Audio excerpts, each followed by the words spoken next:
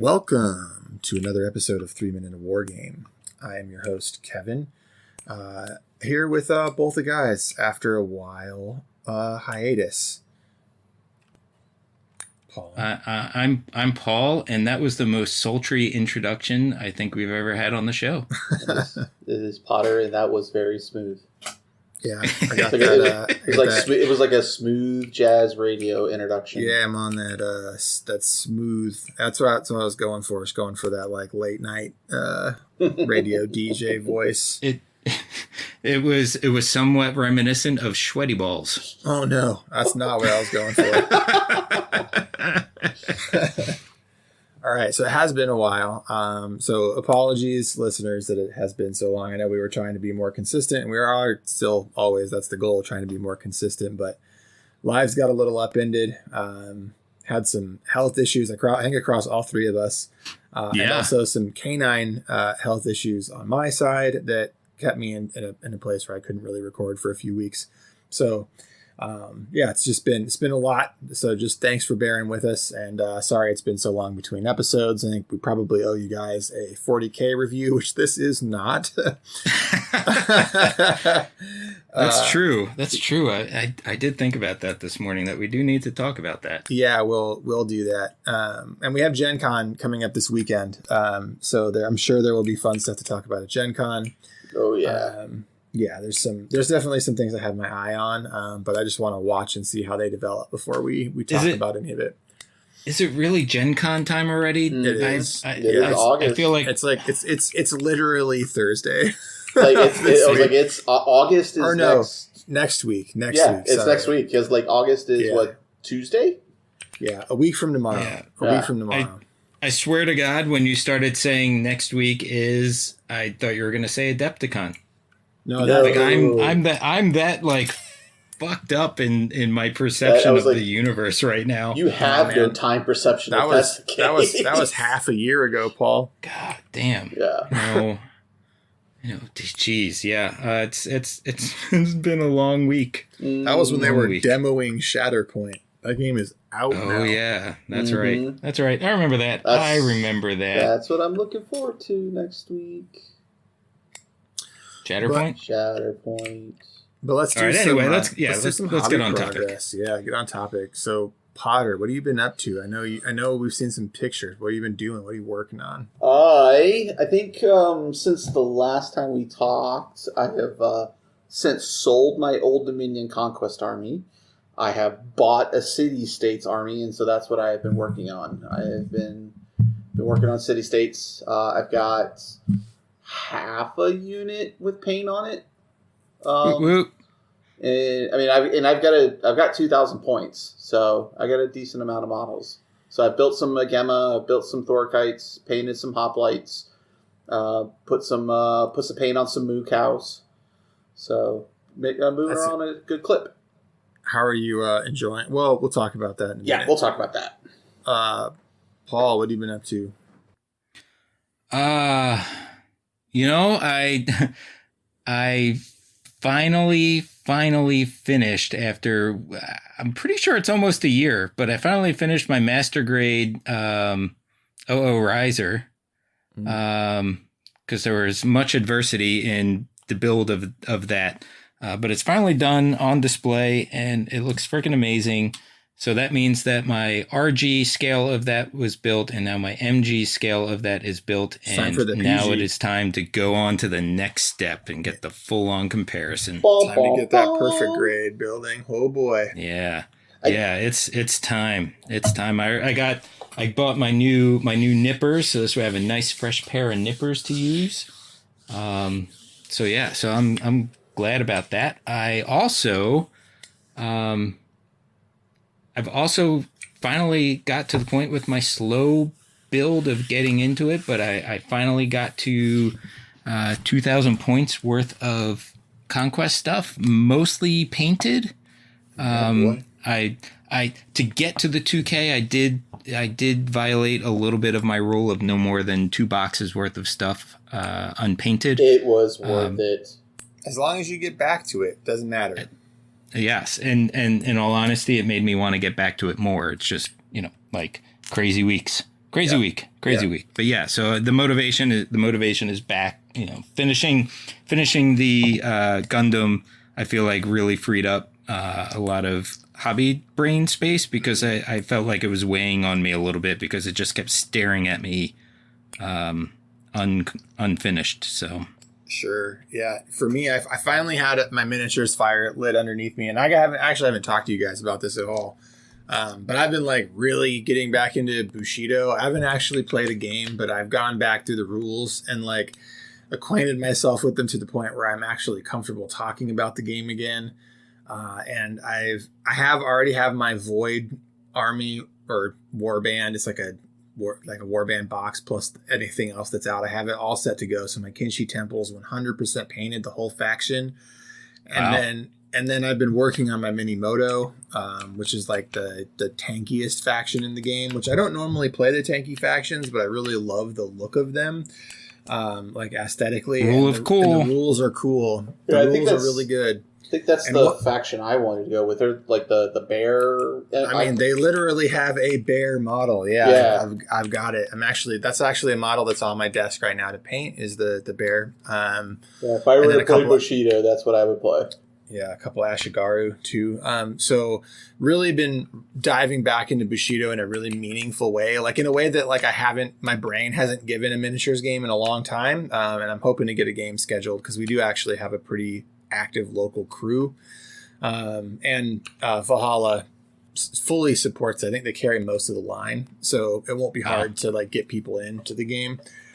Especially if I'm out here in these streets again talking about a miniatures game, someone will come along. Someone will pick up the hype and they'll go buy it. Yeah. I've also been working on a Space Marine for a little project that's been pretty cool.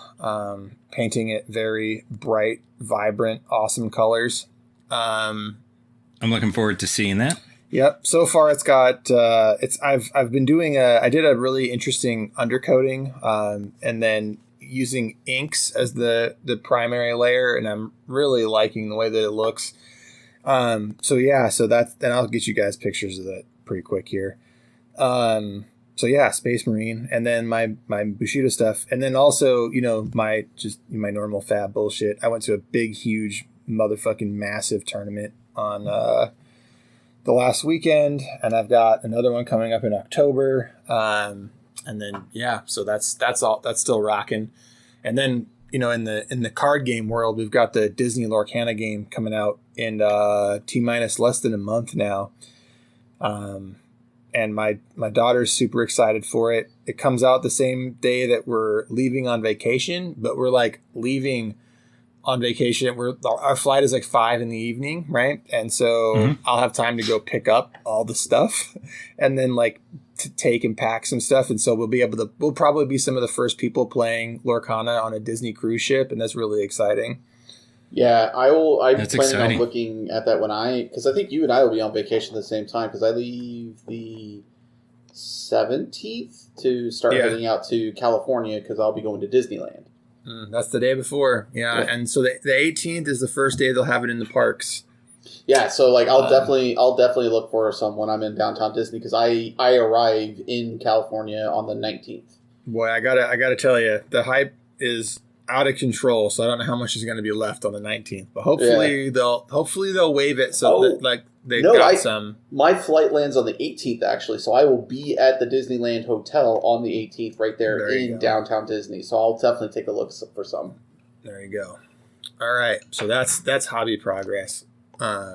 Very cool. I'm glad that we're all still getting stuff done, and you two have actually been playing a lot of Conquest, and so that's what we're going to talk about, right? Because we haven't gone back and talked about it since that first episode. And I want to approach this one as sort of a couch session just to, and I want to like ask you guys questions, and hopefully those questions will lead to some more meaningful discussion. This is going to be more of an off the cuff without a script style of episode. So strap in for some fun threads here, guys. Heck yeah, that's the best way we do it. That was like three guys with ADHD going with no script. you guys think so, but I always have a script that keeps us on target, and I'm feeling a little bit rudderless at the moment. But that's why I'm trying to keep my cool, calm, easy radio voice. So the first question that I have, and perhaps the most important question, is what keeps you coming back to Conquest? Because anybody who's been a longtime listener of this show understands that we jump minis game systems like every other month. And I can't actually say that right now because you two have been playing Conquest for almost a year at this point, right? Not a full year. Yeah, we've been talking about it definitely for a year. Models first entered into my home just before Christmas, and I think it was probably January by the time we started playing. Right, so either way, it's been on our brain. It's been 6 months, right? And it's not as if you guys are moving on to other games. I feel like you're only digging into Conquest harder. Because I'm actually I've actually been in the process of reducing the amount of minis games in it. We've talked about in the past of like the feeling of we're okay with parting with games because we're done with those games in our lives at this point.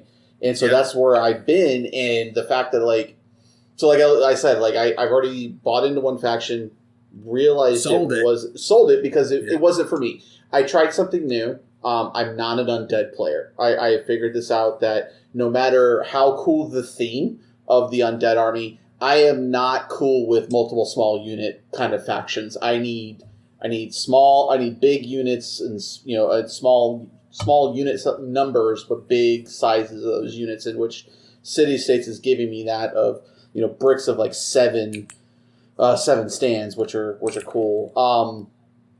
So yeah, I mean like it. What keeps me coming back? I mean, I don't know where to put that at. Like I'm enjoying the aspects of like playing a large scale game again, and I think that brings it back. And it's like it does give me kind of some nostalgia of playing from when I was younger. The GW games back when I played before of Mass Battle, but with so much more less overhead and the feeling of like I got to keep up. I feel like where I've got right now, I don't have to buy the new stuff. Like I can keep going with the small stuff. So not the small stuff, the stuff I already own. Like it feels nice about that. They've done a great job with the lore. The models fit in. I've done research on all the 2 new units that have come out. They're all actual Greek units that existed in history. So like as a history buff, that speaks to me and it helps me keep coming back and falling in love with the city-states even more. All right. What about you, Paul? I mean, for me, it's straight up the gameplay. I feel like there's so much uniqueness to everything in the game. Like right from how models look and how the different factions are very distinct. The fact that every faction has very unique faction rules and identity that's really built in. Yeah, and you really have to lean into what your faction does well, right? Mm-hmm. It's like my old grumble about War Machine, right? That you could just pick up a mark and patch the hole in your faction. So you never had to like learn how to not only use your strengths but to protect yourself from exactly. Mm-hmm. Whereas this game you have to learn how to do that. Like you have like for the people, for the Wadroon that I'm playing, we're fast and we might hit hard, but most of our units are they're paper done. Bags like if you hit them. Yeah, and even just looking at it from an additional point, the majority of my army is medium units. So we don't have a whole lot of the heavy stuff, mostly just monsters, which has its advantages and disadvantages, but that might be something we get into along the way. So what I want to say, like as a person, like a layman, right? I haven't played the game at all. What does that mean mechanically when you say that? Like, I mean, I understand as a miniatures gamer, right? You're basically talking about the different axes of like factions, right? But how do those manifest? Like what you talked about, like special rules being the identity, and so you're playing a faction that is effectively a glass cannon, right? That's what we're talking about, a glass cannon faction. And if that's not true, correct me, right? Because that's what it sounds like. Fragile, hard hitters. Yes, but the thing is, Kevin, really with the Wadroon, glass cannon, but they're also trying to maximize speed. So as far as it being a rank and flank game, you're really trying to be able to push those angles and figure out how best to get into flanks. I or recognize rears. this. I recognize this. So my faction in Kings of War is similar, where we don't really have models that can stand up to a lot of hits, but what we do have are very scary units to engage on the front with, and very fast units that can get into the flanks. Yeah. So like I'll go into the whole like pouring into the faction identity. I think they've done a great job with city states, because the two FUD units, your basic infantry, hoplites and phalangites. Both of those have phalanx special rules. Again, pouring straight into that Greek, fighting style within the phalanx that the Greeks are famous for. So, boom, you've already got special rules. That way, it increases their defense. It makes them slower because they're staying in that shield wall formation, that phalanx formation. So, like for me, someone playing against Paul, who is a very fast army, if I have to play in a way that where I'm starting to realize I've got to be more protective of my flanks and positioning my units in a way that he can't flank me, or if he does, he's flanking a unit that I don't care that he gets rid of, and that way I'm supporting the heavier units that I need to take things out, because I am such a slow army going against someone that is faster. So again, pouring into that Greek identity of the phalanx and building those special rules in there. We also have another special rule where Greeks are great strategizers. They're known throughout history like that. They conquered a lot of the Aegean Sea and the Mediterranean and all that because of their strategy. And with that comes we get what's called a strategic deck. So if I draw something that I built my deck and I'm like, you know what, I really don't want this unit to go, and if I play it out of my strategic command deck, I can actually buff them with other special rules because I've got war gear on commanders and things like that. Say, hey, things drawn from this deck get XYZ. So now I'm becoming more strategic. I can so it allows me to double play units. Back to that deck is unique to your faction? Correct. No one else has that in that. That is a unique city-states faction rule. And you pay points for it? Nope. I just get it because I play city-states. Now, what does is that when I pull the card out of my command deck and I put it into that strategic deck, I can only do it once per turn. So if I mess up and pick the wrong unit, I can screw myself. Or if that unit gets wiped out before I get to draw them, then I don't get to play them. And then also after I pull that card and I put it in my strategic deck, my opponent gets to go. I don't get a turn. So basically, I'm sacrificing a turn early to get a double turn later. Cool. Where like if I get things more lined up, I get certain units on the field coming in through reserves and things like that. Neat. So that's cool. And to build on that a little bit, Kevin, I think since Chris and I are, we're playing two very different factions. I mean, I would say the opposite completely. Yeah, very much so. But to give you an idea of how distinct these faction identities are, for mine, we don't have anything like what Chris is talking about. But for my faction, if you were to just look at them, like if you knew the stats of the game, you would look at my faction and go, they're not good. There's like no special rules on your guys. There's very few of them. Sure, you have these big giant dinosaurs, and those have a lot of special rules to help that amps them up. But everybody else doesn't really look that way. Heck, some of them you're paying 230 points, which is a lot for units that have one special rule.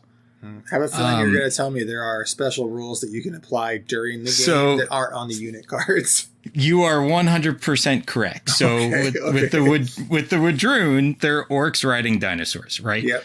So they have kind of adapted the whole idea of the Wog, right?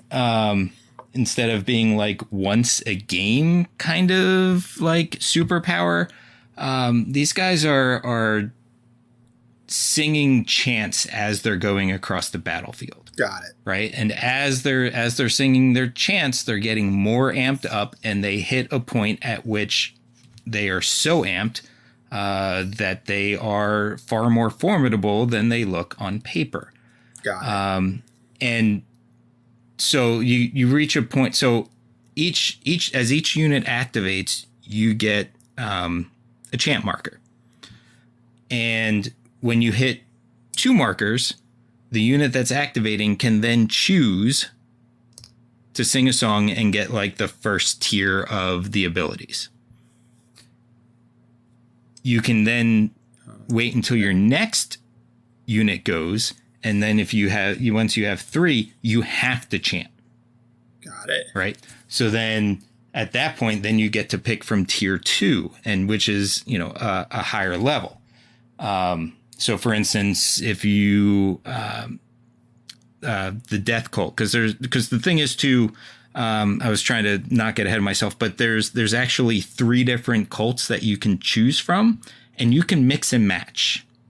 And each cult gives you different abilities. Each one has a different focus. So you have the cult of war, which is very defensive. It increases your defensive abilities. You have the cult of death, which is just straightforward, punch you in the face bonuses. You have famine. Famine is very much like maneuverability. So it's like, oh, your raptor riders have an 8-inch move. Well, guess what? Now they're move 11. Okay. And then there's a super secret 4th cult called the cult of Conquest. And essentially it's like a wild card, right? In order to play that, you have to either play like chants from multiple cults. So like if you have a death and a famine, you could choose to use Conquest tier 1 instead of the others. And that one just that again really leans into the idea that this army is fast, right? So, because it's giving you even more bonuses to your speed. It's kind of like the greatest hits of the other ones. And let me tell you, when you get these guys spun up, if you hit the chant at the right time on the unit that you need them to, it can be 100% devastating. All right. But it sounds like, so what you guys are both describing to me, and I think this makes sense for why you both like this game so much, is that the thing that separates Conquest from maybe other big rank and flank games is that every faction has something that dials up player agency. Because it sounds like both of you have a mechanic that, if you execute it right, is just ridiculous, but also you can flub it pretty bad. Yes. Oh, absolutely. Like if I, because and we've talked about it before, right? With the way Conquest works, you're making your deck, right? For me, I have to plan my deck so this way I can maximize my songs. Now, if I'm playing against Chris and I know exactly what unit I'm going to have my 3rd chant on, and I'm just going to get all of my bonuses, and he kills something, not even necessarily that unit. He could kill something completely unrelated to that. Now it throws off my whole deck. And I have done that to him before. And so now what I'm doing is now in my brain, I'm going, fuck, how do I compensate for this? Do I throw off a chant when it's least optimal to get back on track? Do I just go and hope for the best? So it really gives you that very quick potential to have to adapt on the fly. But if you can stop somebody from messing with your stack and you control the tempo, the Wadroon are just, no pun intended, they just sing. Ha!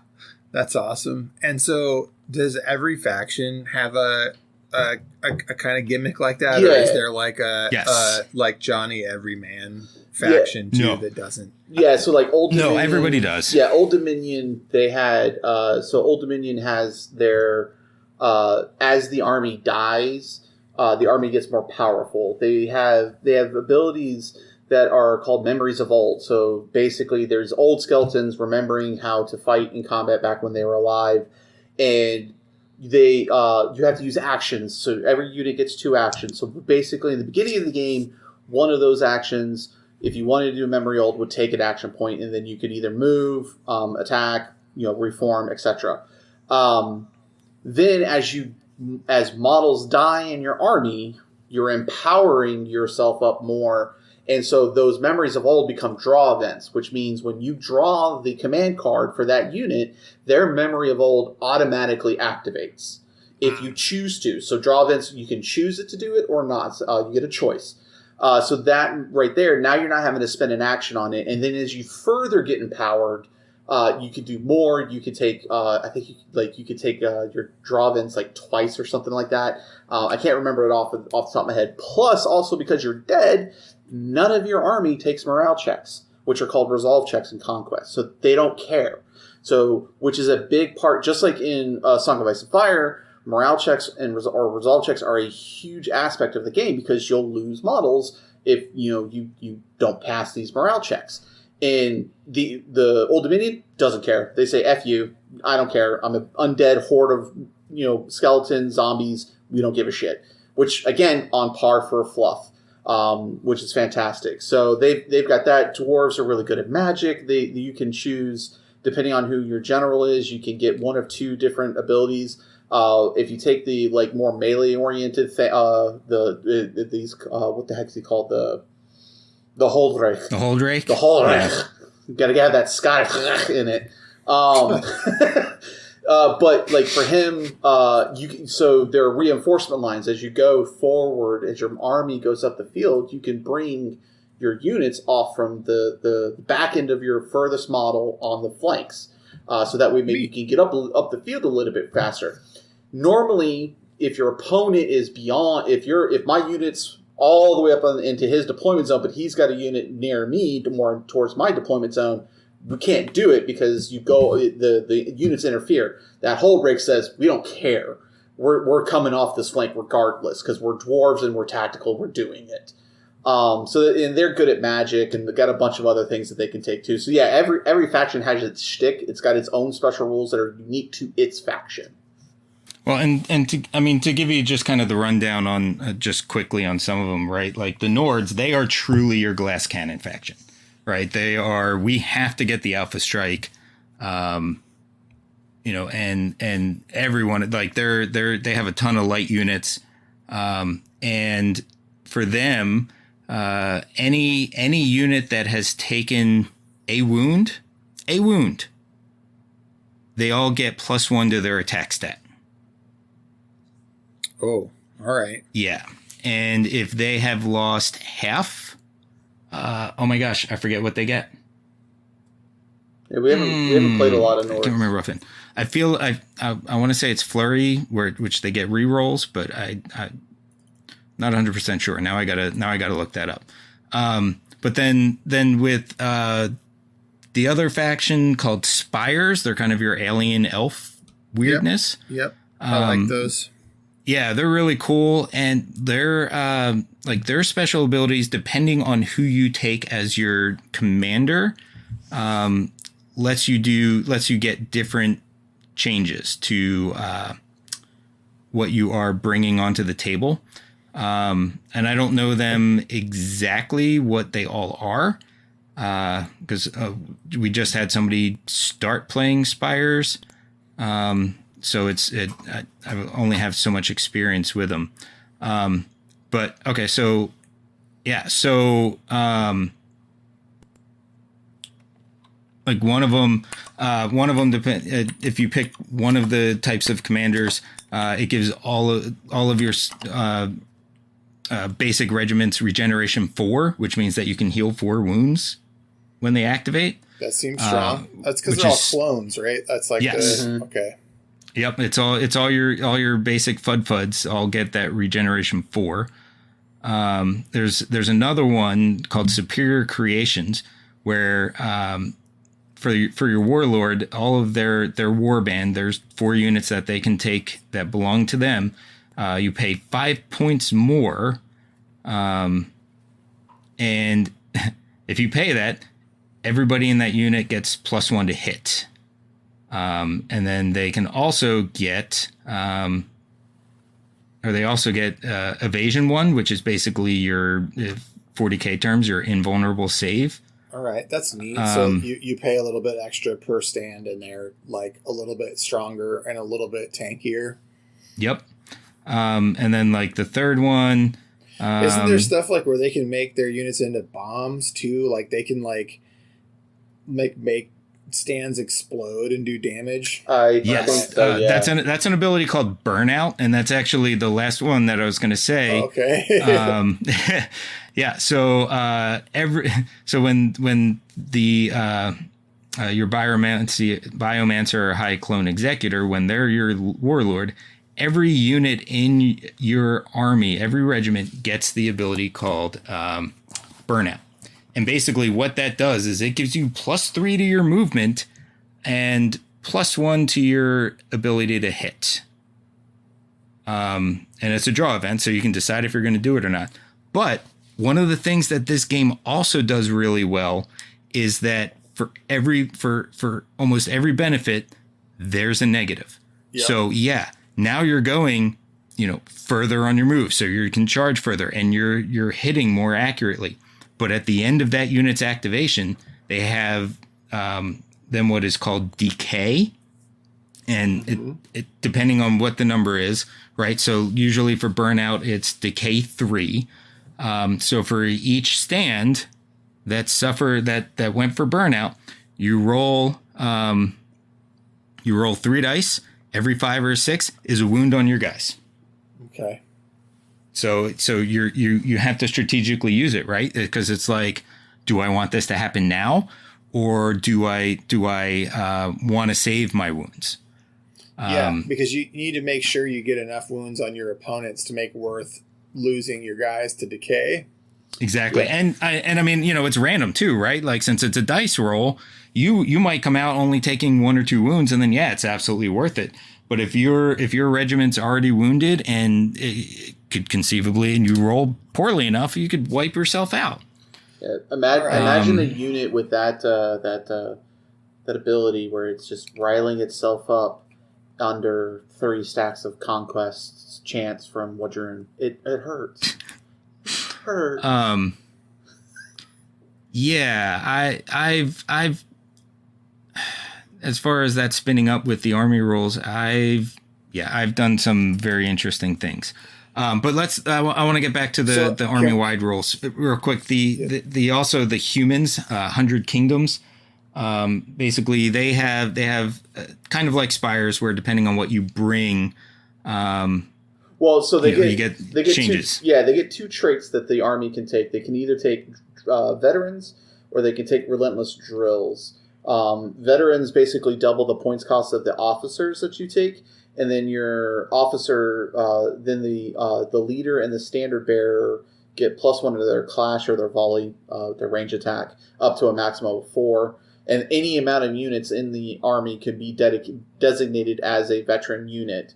And then the other one is Relentless Drill, which every infantry stand gains support 2 special rule, which allows them to get more dice for back ranks and side ranks that aren't in combat.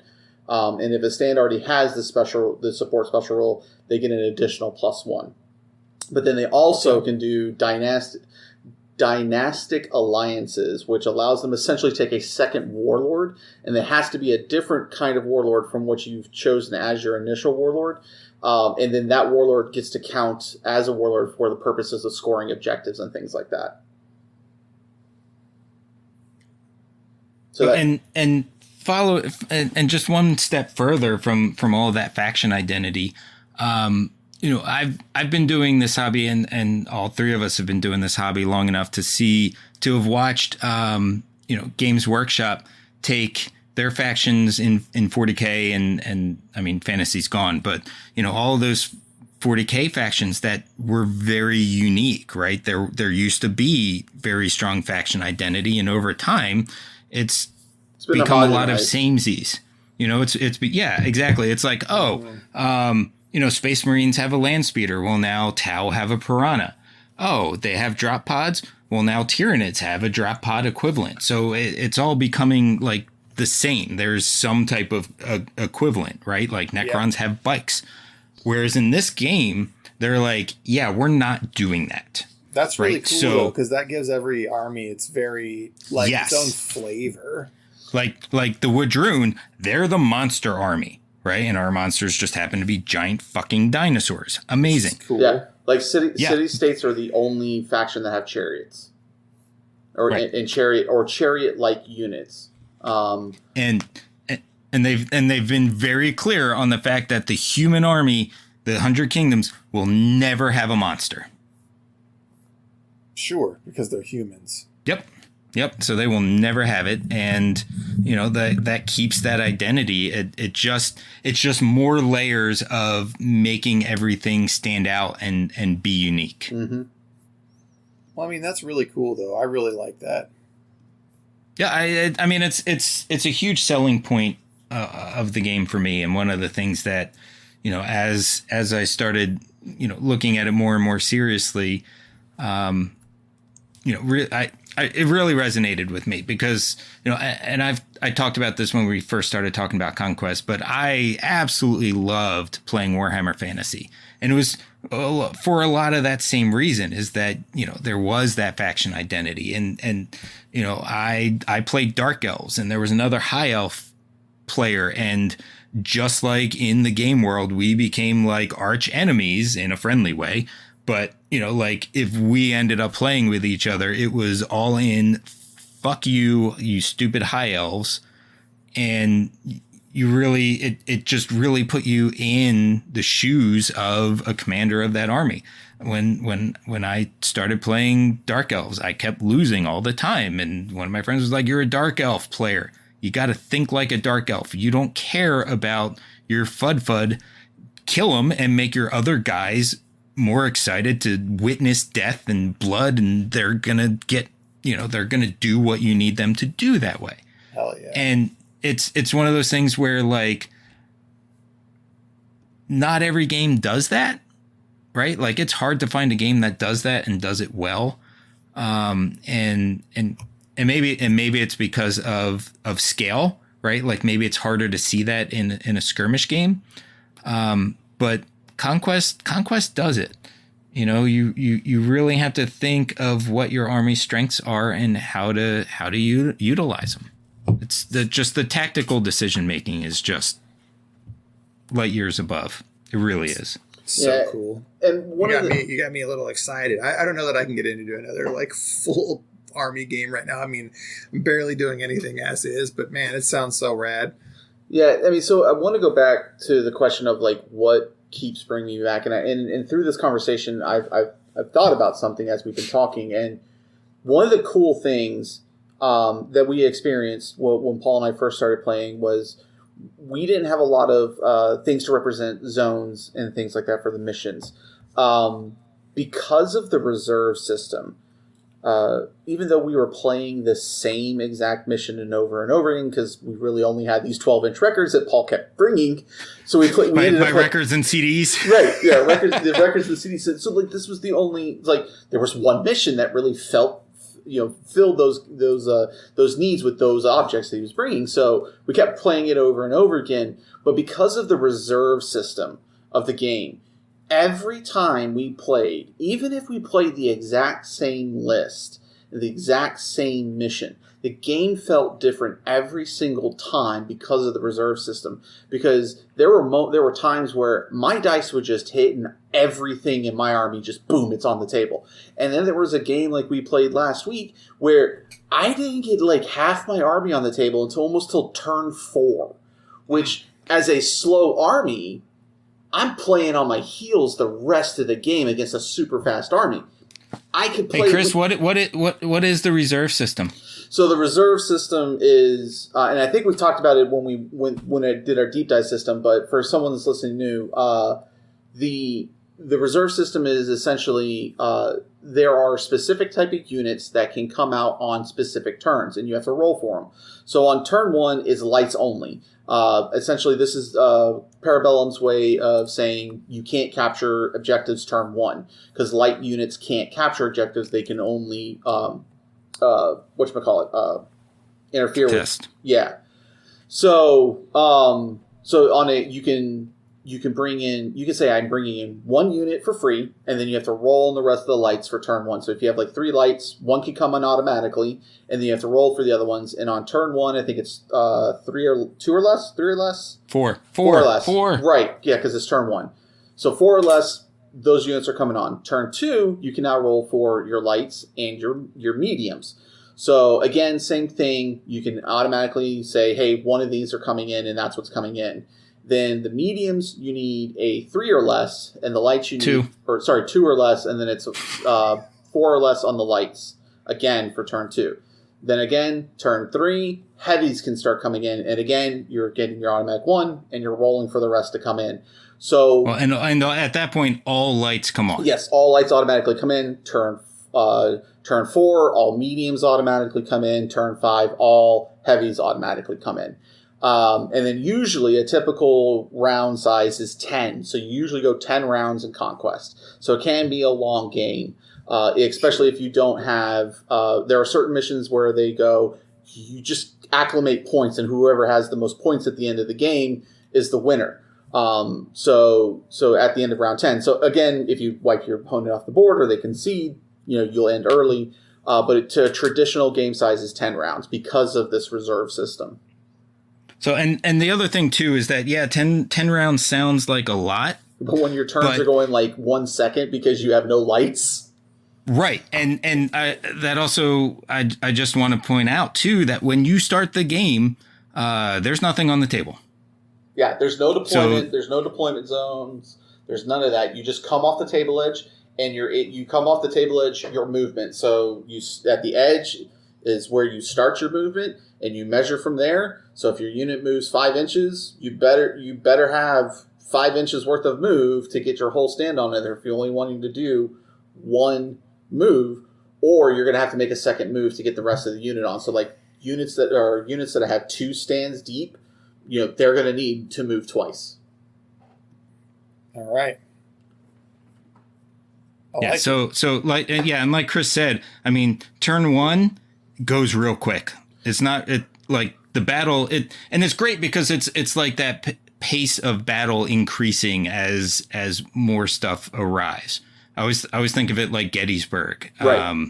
Like the cavalry showed up first and kind of helped establish battle lines, and then as the days went on, there was heavier and heavier fighting, and that's exactly how this game ends up playing. Yeah, I look at it as like it's the vanguard showing up first and the rest of the army coming in after. That's the way I like to look at it. Especially since there are rules in the game called Vanguard, which allow you to get units that get 3 moves on the turn they come in from the table edge because they're the vanguard coming up and fighting. Which City States has a way to make their whole army get that, with the exception of anything that has the Phalanx special rule. So that is now an auto include in my army because we're slow and I need that movement.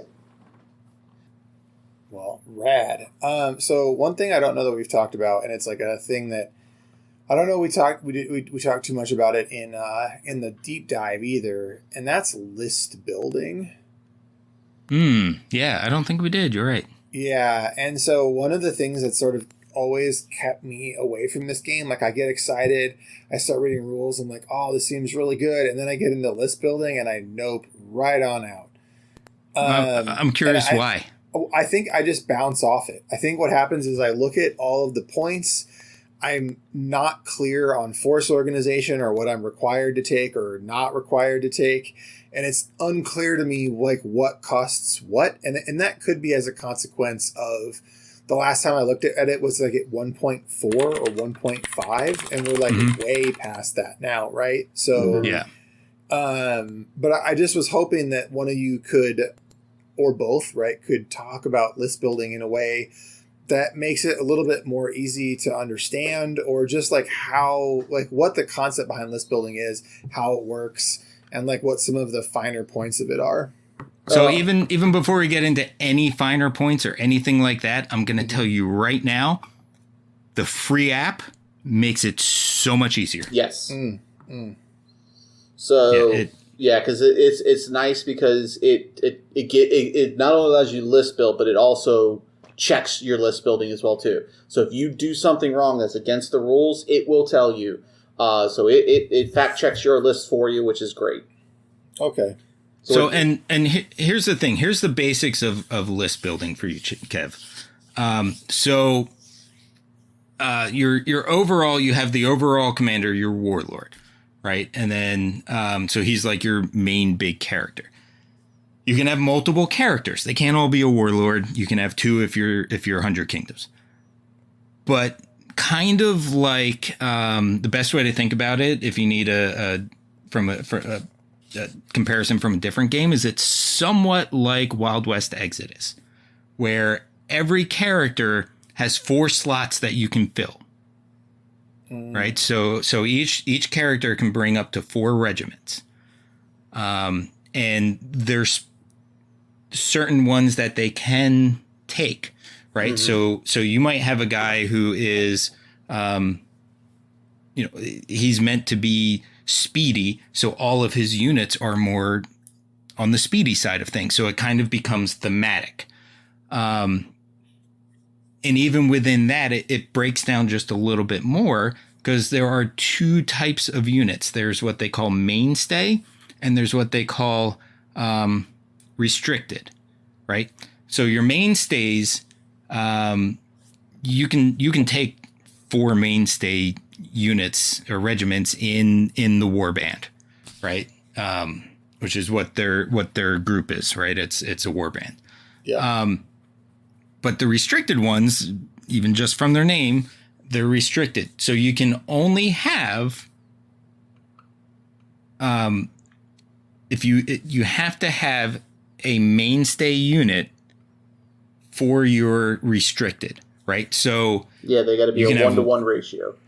Yes. So you can have so essentially the most restricted units you can have is 2. Got it. Right. So that allows you to say, "Ooh, this unit would be really strong with this commander. So for them, it's going to be a restricted unit."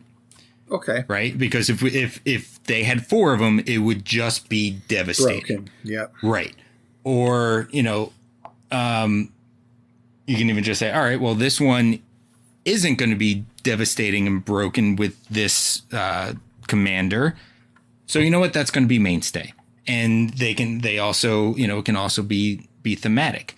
The other really cool thing that it does, and this is very apparent in the Wadroon, is that you can take a seriously strong unit and make them really hard to fit on the table. For example, I have this ranged unit. They're called slingers. They have an 18-inch range, which is one of the longest ones in the game. But some of their special rules, they have an ability called torrential fire, right? If you get into half range, for every 2 hits you do a 3rd hit. Neat.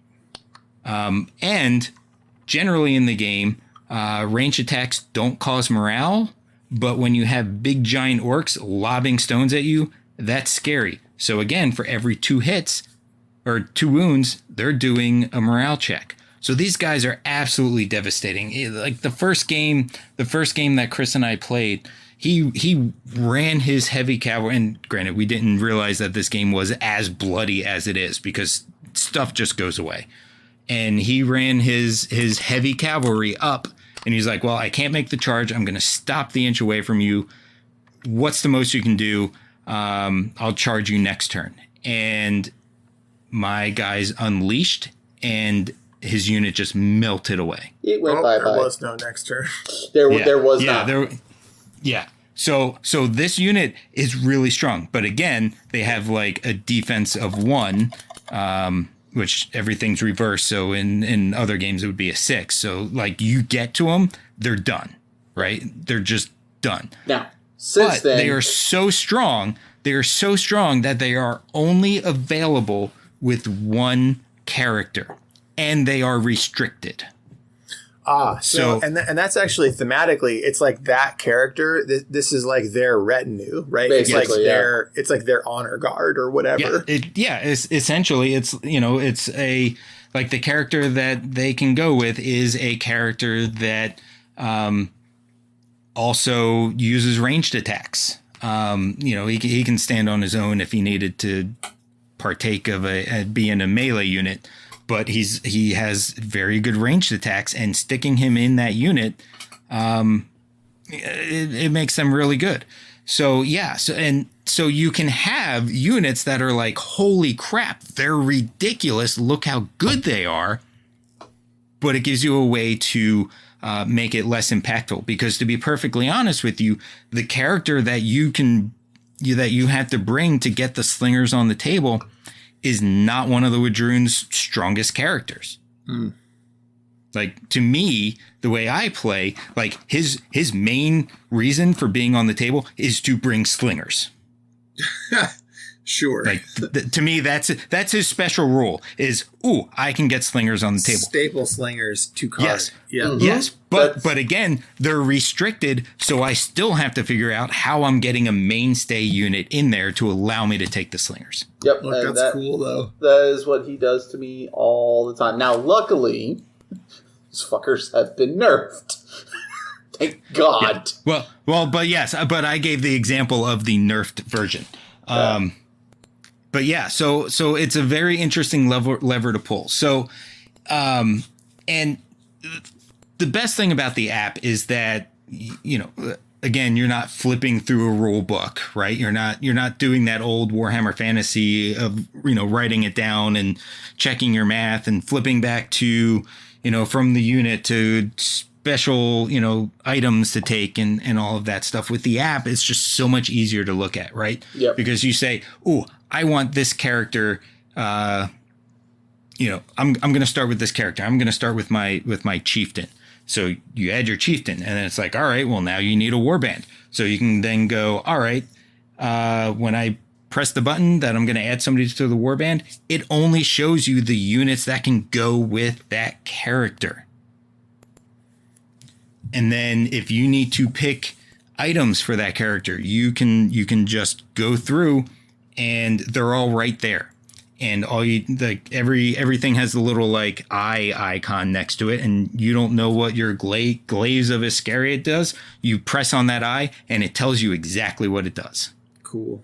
All right, so the app helps a lot. And the nice thing with the app too is when you add like an officer or a piece of war gear or something that enhances your stats or gives you new abilities, the app will automatically add it to your stat lines, your war, those special rules. So like I've got a helmet that gives me allows me to ignore inspire. So like that special rule would be in my listing if I take that in the app. So when you print these out as well too, it's all there for you, so you don't have to refer back to it if you need to. It's all on your line.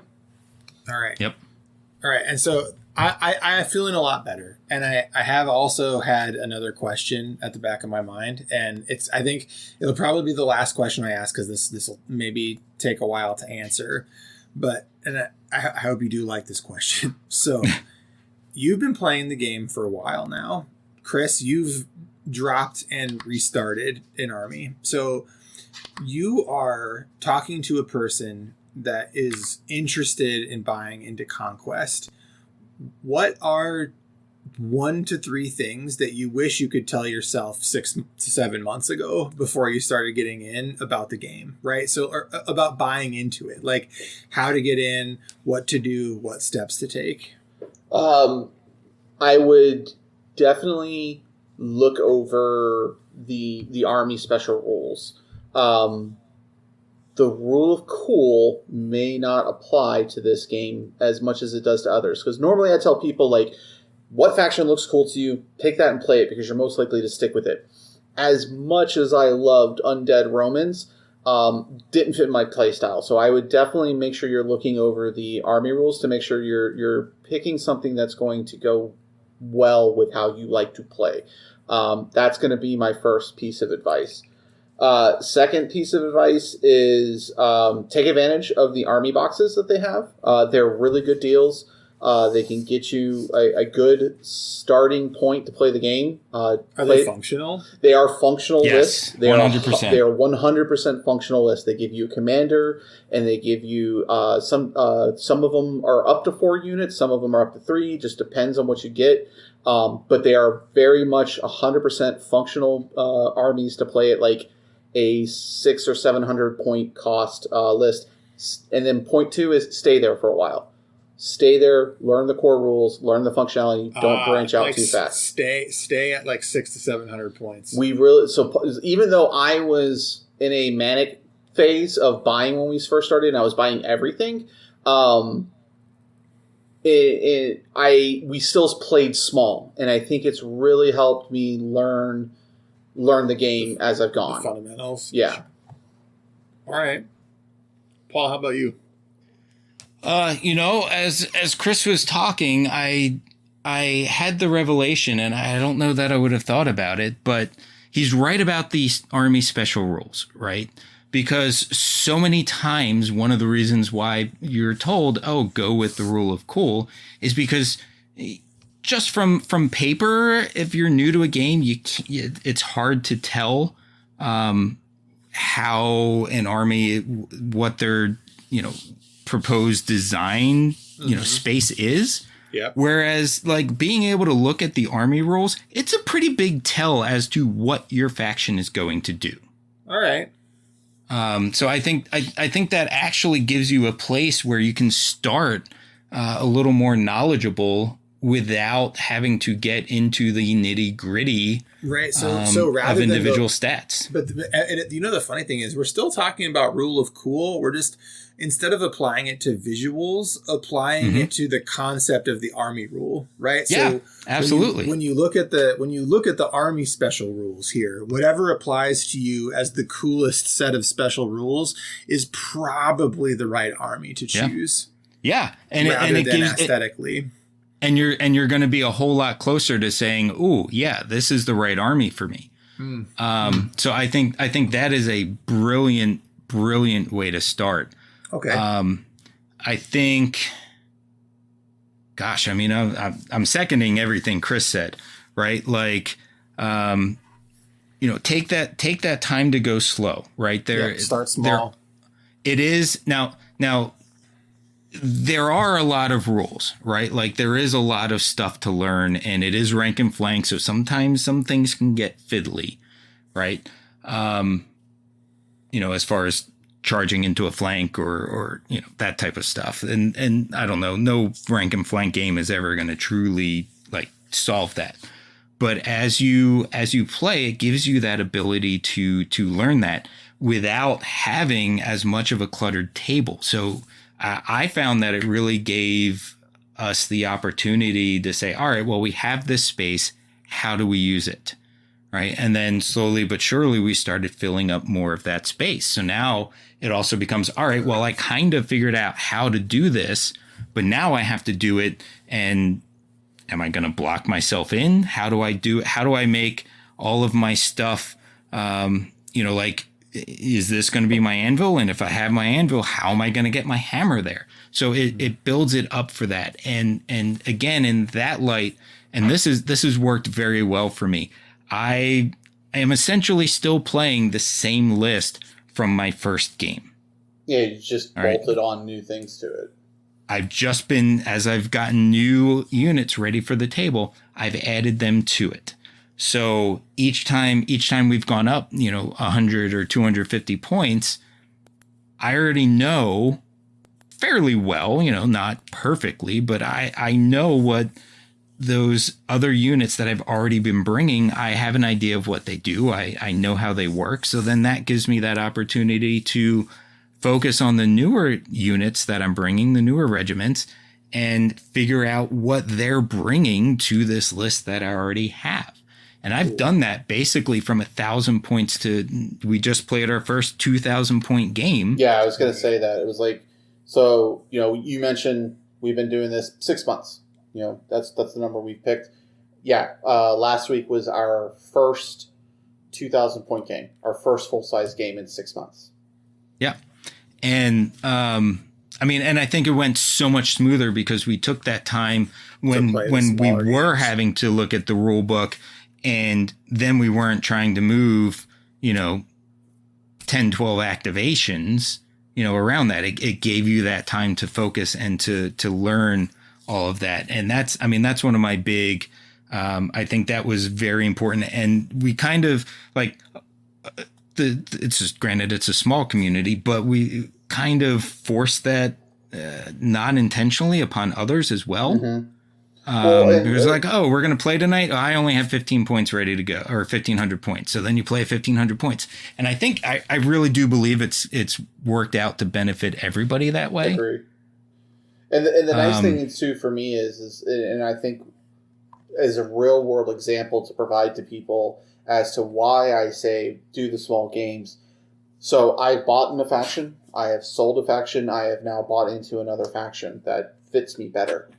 Because we played small, I was able to kick core rules down, core tactics down, get the game under my belt in a way that I understood it better. So when I transition to this new army, I'm not also dealing with trying to learn rules and trying to learn my faction at the same time. I can now focus on this new faction because I played small. I took that time to learn, and I was able to pivot a lot quicker into a new faction playing, and now I'm having a lot more fun. I would say the last 2 to 3 games I think Paul and I have played, because unfortunately I've not had a chance to play other people just yet since getting City States, but have been a lot more enjoyable games for me because I've got a faction that's clicking with me, and I know the rules at the same time. So now that my ADHD brain is not split into 2 different places fighting with each other.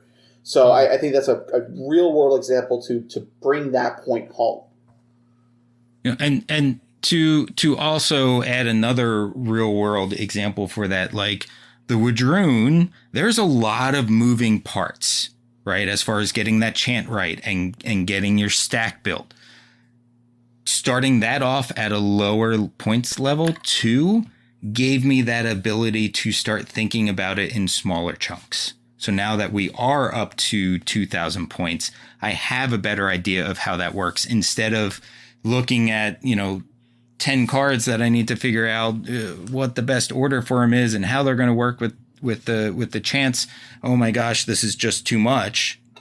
It let me ease into it. And to be perfectly honest with you, when with the Wadroon, I went full on rule of cool because orcs riding dinosaurs, like, how is that not cool? And then I kind of really started learning more about them. I was like, ooh, I don't know that I'm going to like this. Like, I don't know that I want that many moving parts. Yeah. Yeah. So I was like, I don't know, like maybe that's a lot more for like a first faction, but being able to do that slower and learn it in chunks really helped me grasp the mechanics of it. And I feel like I feel like I never got to a point where I got frustrated with it because it was manageable. Cool. Well, that's really, so I'm going to just to step back, really what it is it's start small and do a little bit of research before you just dive into whatever the coolest looking faction is, right? So get an army box after you've read the unit special or the army special rules to get an idea of what you might like. Like for me, I look at the models and I'm like Nords, but that might not be what I want to play just because I like them aesthetically. They might not be the best for me mechanically. Right. And the other, I got one other thing that new players need to know. Yeah, you're good. You've only done 2, so you're up to 3. My last one, my third one, is that the game looks absolutely amazing on the table. Absolutely, like I can't stress that enough. There has not been a time where we've been playing where we haven't had 3, 4, 5 people come over and be like, "What are you playing? That dinosaur is amazing. Look at that giant. Holy cow. This looks great. What is it?" So sure. You're going to have people approach you and be curious about the game. I think part of that's also that there hasn't been a major rank and flank player in a decade. So it stands out. The models are big. They're fun to paint. They're just a major player, I would say. I don't want to slight Kings of War. That's sure. But yeah, so I mean, it's going to bring people's attention. So I guess this is kind of a warning that people are going to want to come and talk to you and ask you about the game. So just be ready for that. Yeah. I mean, yes.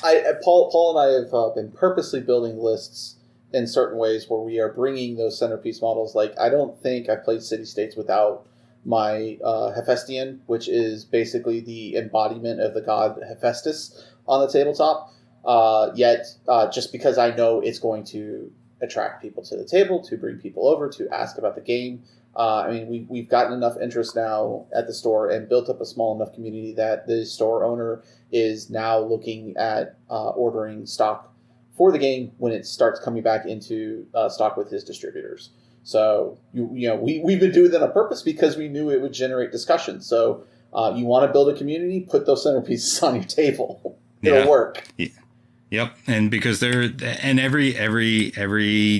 army has their wonderful, beautiful centerpieces. Oh, and the other thing, I just wanted to go back to one of the things that Chris said about the starter boxes.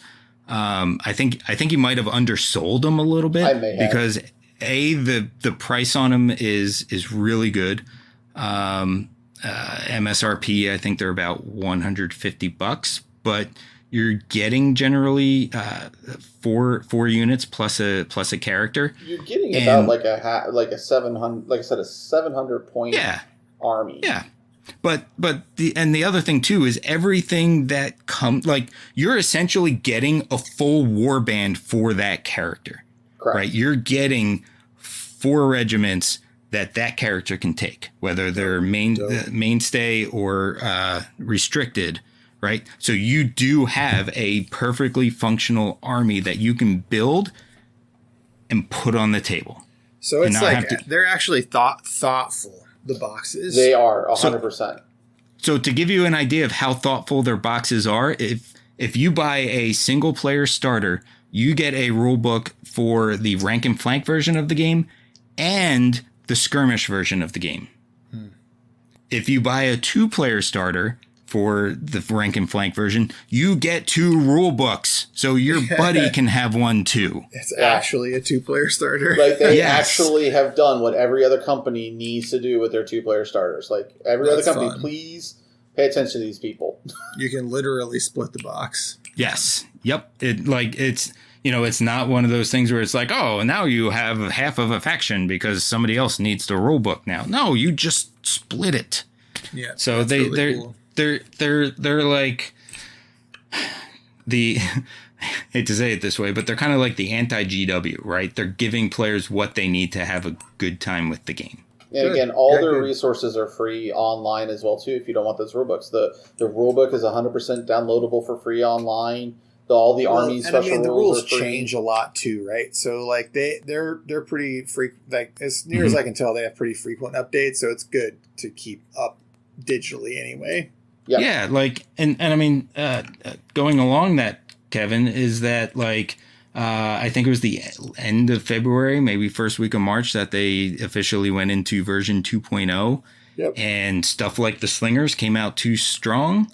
And it was, I think, end of May, mid-June maybe, where we got an update that needed to happen and bring some of those overly strong units in line. Nice. It's good. So it's not as if they knee jerk either, right? They actually take the time to do a little bit of data collection to make sure that the models are overtuned. Yes. But I mean like that batch were egregious, right? Like it was the type of stuff that anybody who's playing would be like, yeah, that needs an adjustment. Sure. You know, and that's what they took care of. And there's definitely some things that they're probably looking at that might need tweaks. But they didn't just jump on it because people were bitching. That's good. Mm-hmm. Yeah. Yep. So yeah, I mean the game's great. That's what this whole conversation ends up with, is that this game is fantastic. Really Play good. the game. Mm-hmm. Yep. All right. Well, I think that's as good. This game's great. Is a good place to get final thoughts, if that's not your final thought. To wrap up this commute length podcast. I mean, honestly, for me, my final thought is that I always felt I was always sad that fantasy went away, because I some of my favorite memories of playing games were with fantasy, and I feel like this has brought that back into my life, and I think that's one of the reasons why I am so excited about it. Awesome. Potter? Yeah, I was trying to think of my final thoughts. I don't want to be as basic as the game's great. Play it. I mean, that's a good final thought, though. I'll leave you with this. As we know, Potter no likey learning rules on his own. Potter no likey rank and flank. Potter's obsessed with this game, to where the point is he's at work in his free time building lists. Yeah, that should speak volumes for the game. that says a lot. Yep. Yeah, considering like, 2 months ago you were like, I don't think about games off the table.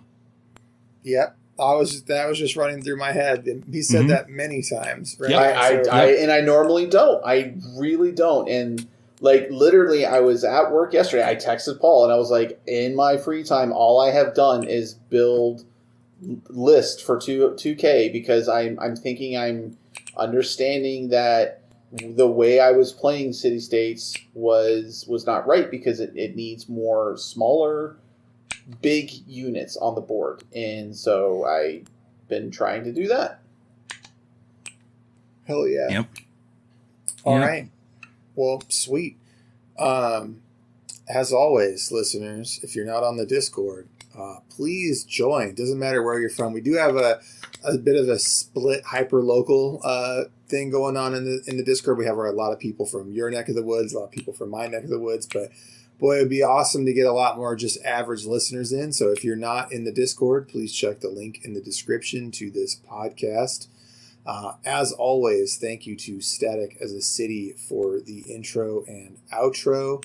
And a huge, gigantic thank you to our patrons for your patience. It is infinite, and we are thankful.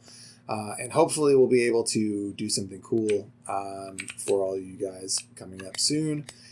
I think that's it. So, bye!